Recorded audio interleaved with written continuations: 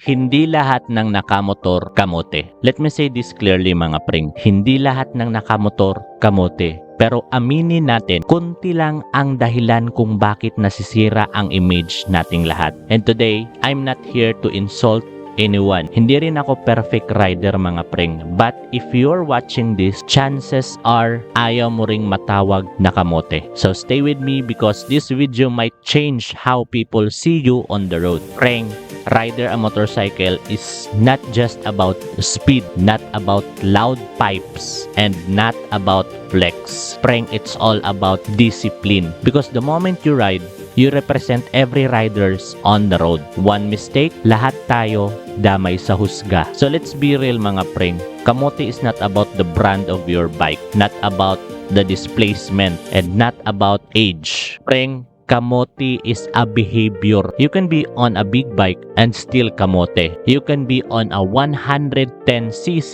and be one of the most respective riders on the road. Diba ang lupet? So today mga pring, pag-uusapan natin ang ayaw ng mga matitinong rider. Ang respeto sa kalsada at ang rider etiquette na bihira ng ginagawa ngayon. Part 1. Ayaw ng matinong rider. Counterflowing. Let's stop pretending na diskarte yan. Pring, counterflowing is not pagiging madiskarte. It's forcing your problem on someone else. Kasi pring, every time you counterflow, may driver na mapapapreno dahil sa'yo. And guess what? Ikaw ang mali. Part 2. Beating the red light. If you can't wait for 30 seconds, Pring, so how can people trust you in a bigger responsibilities? Pring, red light is not a suggestion. It's respect for life. Ito yung part 3 din, Pring. Sudden lane switching without signal. Pring, signal lights exist for a reason. Kasi hindi mind reader ang kasabay mo sa kalsada at hindi rin psychic ang truck sa likod mo. One signal could save life.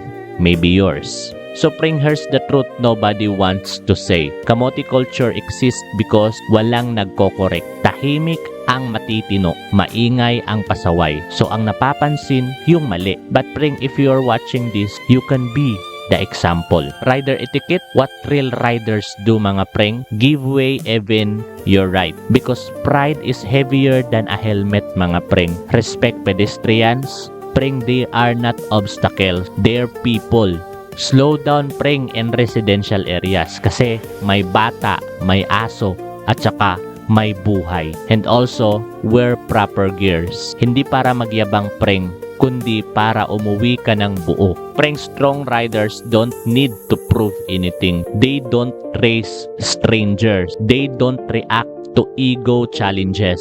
Because confidence doesn't shout. It moves quietly. So Pring, if you want respect on the road, start by giving respect. Hindi kailangan maging perpekto, kailangan lang maging responsible. And Pring, remember this, hindi lahat ng nakamotor kamote, pero lahat ng matitinong rider may disiplina. Pring, if you're a rider who believes in respect, discipline, and real road culture, subscribe to this channel because this page is not for kamote mentality. This is for real riders. So ride safe, ride smart, and always respect the road.